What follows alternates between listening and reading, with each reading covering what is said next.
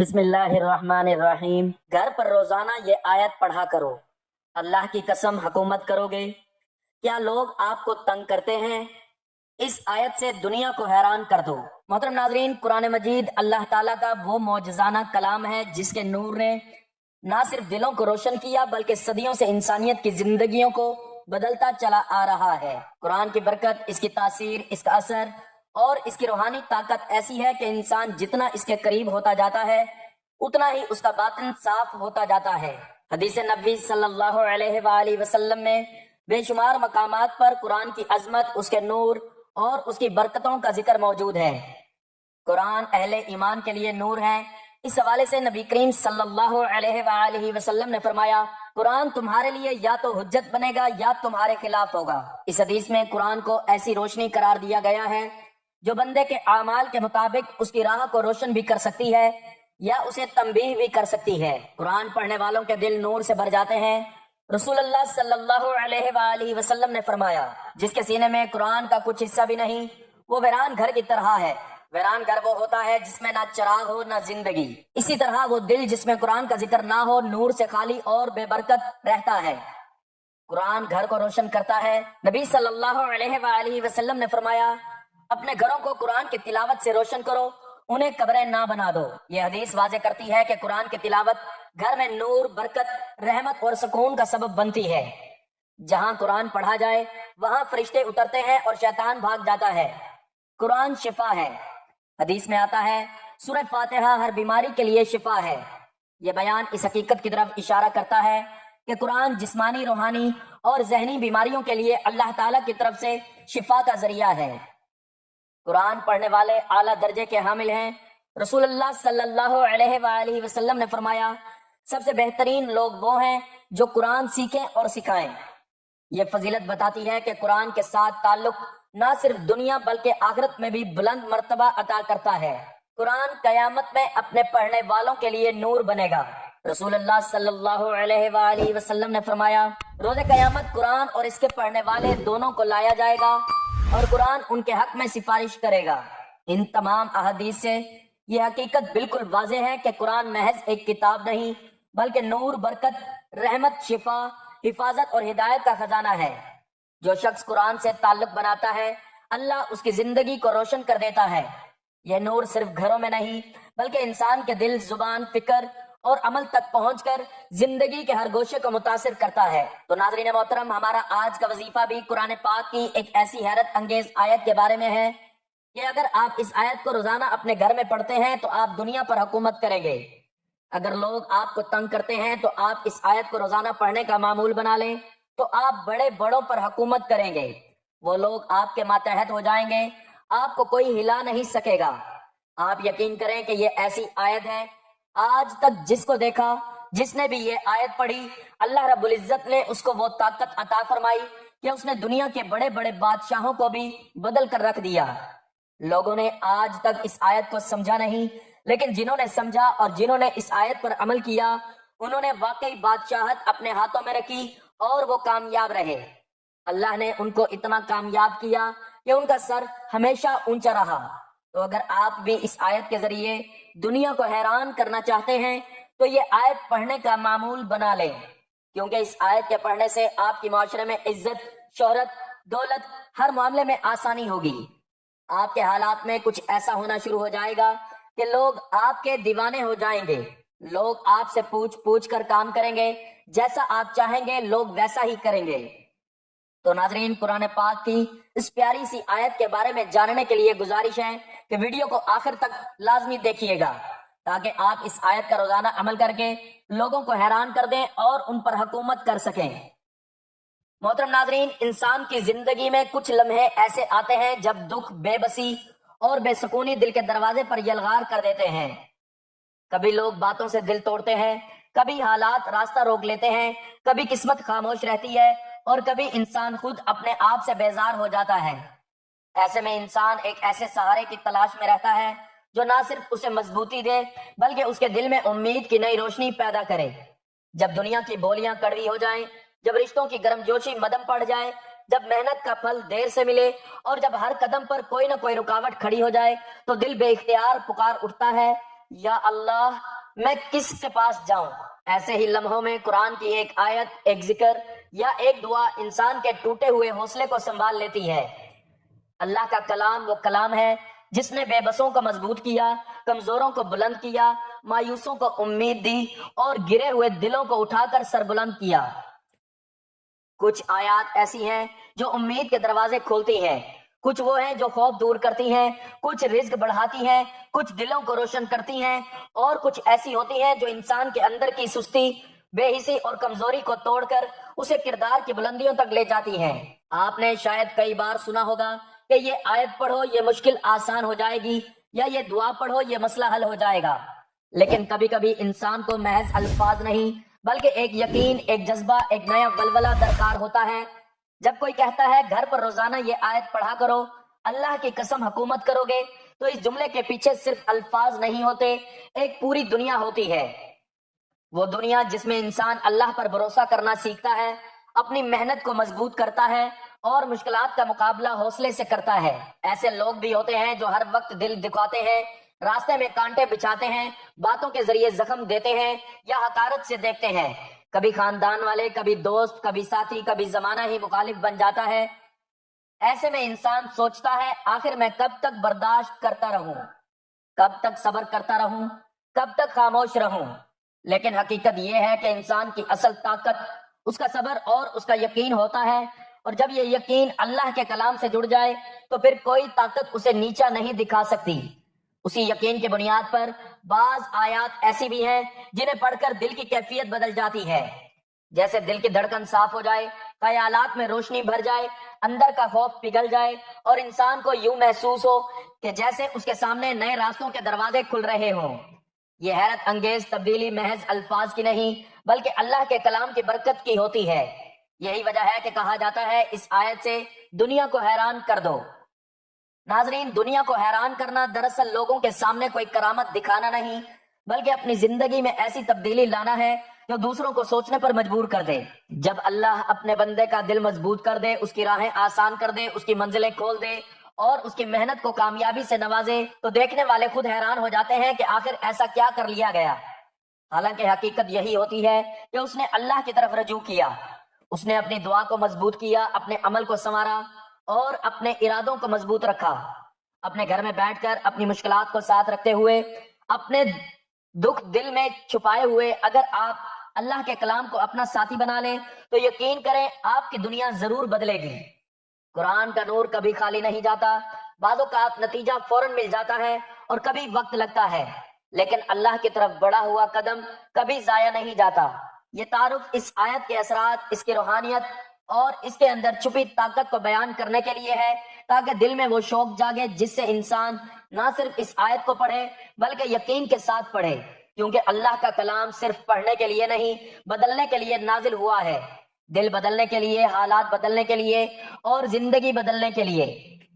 تو ناظرین، آج کے عمل میں جس آیت کو روزانہ گھر میں پڑھنا ہے کہ جسے آپ دنیا کو حیران کر سکیں گے، اور جس کے بارے میں ہے کہ آپ اس آیت کی روزانہ اگر گھر میں تلاوت کرتے ہیں تو آپ دنیا پر حکومت کریں گے، تو یہ آیت سورہ لقمان کی آیت نمبر 20 ہے۔ الم تر ان اللہ سخر لکم ما فی السماوات وما فی الارض۔ ترجمہ، کیا تم نے نہیں دیکھا کہ اللہ نے جو کچھ آسمانوں میں ہے اور جو کچھ زمین میں ہے سب تمہارے لیے مسخر کر دیا ہے۔ سورہ لقمان مکی سورت ہے جو ایمان، حکمت، توحید اور اخلاق کے بنیادی اصولوں پر مشتمل ہے۔ اس آیت کے نزول کے وقت کفار مکہ اللہ کی وحدانیت کا انکار کرتے تھے اور مشرکانہ تصورات میں گم تھے۔ وہ اس بات کو تسلیم کرنے سے انکار کرتے تھے کہ کائنات کا پورا نظام ایک خدا کے حکم سے چلتا ہے۔ اللہ تعالیٰ نے اس آیت کے ذریعے نہ صرف توحید کی دلیل پیش کی بلکہ انسان پر اپنی بے شمار نعمتوں کا ذکر بھی فرمایا۔ اس آیت میں اللہ تعالیٰ انسان کو مخاطب کر کے کائنات کے ہر گوشے میں پھیلی ہوئی اپنی قدرت کو یاد دلاتا ہے۔ سخر کا معنی ہے مسخر کرنا، تابع بنانا، قابو میں کرنا، یعنی اللہ تعالیٰ نے پوری کائنات کا نظام ایسی ترتیب پر رکھا ہے جو انسان کی خدمت کے لیے ہے۔ آسمان کی نعمتیں، سورج کی روشنی، چاند کا نور، ستاروں کی رہنمائی، بارش کا نظام، یہ تمام چیزیں انسان کی بھلائی کے لیے ایک خاص توازن کے نظام میں چل رہی ہیں۔ زمین کی نعمتیں، کھیت، باغات، اناج، سمندر، پہاڑ، دریا، جانور، پرندے، دھاتیں، معدنیات، یہ سب اللہ تعالیٰ نے انسان کی ضرورتوں کے مطابق تخلیق کیے اور اس کے اختیار میں دے دیے۔ مفسرین لکھتے ہیں کہ یہ آیت دراصل توحید ربوبیت کی طاقتور دلیل ہے۔ جب کائنات کی ہر چیز انسان کے فائدے کے لیے کام کر رہی ہے اور سب کا خالق ایک ہے تو عبادت بھی اس کی ہونی چاہیے۔ انسان کی غفلت پر تنبیہ اس آیت کا اگلا حصہ بیان کرتا ہے کہ لوگوں میں کچھ ایسے بھی ہیں جو باوجود اتنی نعمتوں کے اللہ کا شکر کم ہی ادا کرتے ہیں۔ یہ آیت ہمیں یاد دلاتی ہے کہ نعمت دیکھنا بھی عبادت ہے اور شکر ادا کرنا ایمان کا لازمی حصہ ہے۔ اس آیت کا مرکزی پیغام یہ ہے کہ اللہ نے انسان کو بے شمار نعمتوں سے نوازا، پوری کائنات کو اس کے فائدے کے لیے ترتیب دیا۔ اب انسان کی ذمہ داری ہے کہ وہ اس عظیم احسان کا شکر ادا کرے، اللہ کی عظمت کو پہچانے اور اسی کے در پر جھکے۔ ناظرین، اللہ تعالیٰ کے پیارے کلام پاک قرآن مجید کی آیات پر عمل کر کے بہت سے انبیاء، صحابہ نے عزتیں پائیں اور ان کی زندگی قرآن پاک پر عمل کرتے بدل گئی۔ حضرت عمر بن خطاب رضی اللہ تعالیٰ عنہ اپنے سخت مزاجی اور اسلام دشمنی کے لیے مشہور تھے۔ ایک دن جب انہوں نے غصے میں تلوار اٹھائی کہ نعوذ باللہ رسول اللہ صلی اللہ علیہ وآلہ وسلم کو قتل کریں گے، راستے میں کسی نے بتایا کہ پہلے اپنی بہن فاطمہ رضی اللہ تعالی عنہا کو دیکھو، وہ بھی مسلمان ہو چکی ہیں۔ جب گھر پہنچے تو وہاں سورۃ طٰہٰ کی ابتدائی آیات کی تلاوت ہو رہی تھی۔ ما انزلنا علیک القرآن لتشقی، یہ آیات سنتے ہی ان کے دل پر ایسا نورانی اثر ہوا کہ وہ لرز اٹھے، قرآن کے الفاظ دل میں جا گزین ہو گئے۔ اسی لمحے کہا، یہ کلام انسان کا نہیں ہو سکتا، مجھے محمد صلی اللہ علیہ وآلہ وسلم کے پاس لے چلو۔ اسی دن اسلام قبول کیا اور بعد میں فاروق اعظم جیسے عظیم لقب سے نوازے گئے۔ قرآن کی آیات نے دشمن کو اسلام کا جری سپاہی اور خلیفہ راشد بنا دیا۔ حضرت بلال رضی اللہ تعالیٰ عنہ ایک غلام تھے، مگر جب انہوں نے لا الہ الا اللہ کی حقیقت کو دل میں اتارا، توحید پر ثابت قدم رہے، تو اللہ نے انہیں وہ مقام دیا جو بادشاہوں کو بھی نصیب نہ ہوا۔ مکہ کی تپتی ریت پر جلتے پتھروں کے نیچے بھی انہوں نے یہی آیت دہرائی، احد احد۔ اسی قرآن کی توحید نے بلال رضی اللہ تعالیٰ عنہ جیسے غلام کو وہ عزت دی کہ نبی صلی اللہ علیہ وآلہ وسلم نے فرمایا، بلال، میں نے جنت میں تمہارے قدموں کی آہٹ سنی ہے۔ یہ ہے قرآن پر عمل کا نتیجہ، غلام جنت کے سرداروں میں شامل ہو گیا۔ حضرت یوسف علیہ السلام کی عزت، پاکیزگی کی آیت پر عمل۔ حضرت یوسف علیہ السلام نے زلیخا کے فتنوں میں ثابت قدم رہتے ہوئے وہ الفاظ کہے جو قرآن میں محفوظ ہیں، معاذ اللہ۔ اسی آیت پر عمل کا نتیجہ تھا کہ قید ان کے لیے عزت کا ذریعہ بنی، بادشاہ نے ان کی امانت داری کو تسلیم کیا، یوسف علیہ السلام کو خزانہ کا حاکم بنا دیا گیا۔ قرآن پاک نے ان کی پاک دامنی کو تاریخ کا روشن باب بنا دیا۔ حضرت آسیہ رضی اللہ تعالی عنہا سورج تحریم کی دعا نے انہیں خواتین جنت میں شامل کر دیا۔ فرعون کی بیوی آسیہ رضی اللہ تعالی عنہا نے دنیا کی بادشاہت چھوڑ کر قرآن کی اس دعا کو اپنا سہارا بنایا، رب ابنی لی عندک بیتن فی الجنہ۔ اس دعا کی برکت سے اللہ نے ان کو ایمان کی مضبوطی عطا کی، عورتوں کی سرداروں میں شامل کیا، قرآن نے انہیں ہمیشہ کے لیے مثال بنا دیا۔ یہ قرآن کے الفاظ تھے جنہوں نے ایک کمزور عورت کو دنیا و آخرت کی عزت عطا کی۔ یہ تمام واقعات اس حقیقت کی گواہی دیتے ہیں کہ قرآن پر عمل کرنے والوں کو عزت، مقام، فتح، سکون، حفاظت اور کامیابی ملتی ہے۔ قرآن دل بھی بدلتا ہے اور تقدیر بھی۔ قرآن غلام کو سردار اور کمزور کو رہبر بنا دیتا ہے۔ تو ناظرین محترم، وقت کی نزاکت کو مد نظر رکھتے ہوئے چلتے ہیں عمل کی جانب کہ آپ نے اس آیت کو گھر میں کب، کہاں، کیسے اور کتنی تعداد میں پڑھنا ہے۔ تو اس کے لیے آپ اس آیت کو اگر کسی نماز کے بعد پڑھنا چاہیں تو افضل ہے، ورنہ آپ کسی بھی وقت گھر کے کونے کو اس آیت کے پڑھنے کے لیے مختص کر دیں، اور پھر آپ نے باوضو حالت میں اس آیت کو پڑھنے کا معمول بنانا ہے۔ اس کے لیے آپ نے سب سے پہلے حضور پاک صلی اللہ علیہ وآلہ وسلم کی ذات اقدس پر درود پاک کا نذرانہ پیش کرنا ہے۔ درود پاک آپ کوئی سا بھی پڑھ سکتے ہیں، آپ صلی اللہ علیہ وآلہ وسلم پڑھ لیں یا صلی اللہ علی محمد پڑھ لیں، لیکن درود ابراہیمی کی فضیلت زیادہ ہے۔ ثواب کے طور پر ایک مرتبہ میرے ساتھ بھی درود ابراہیمی پڑھ لیں۔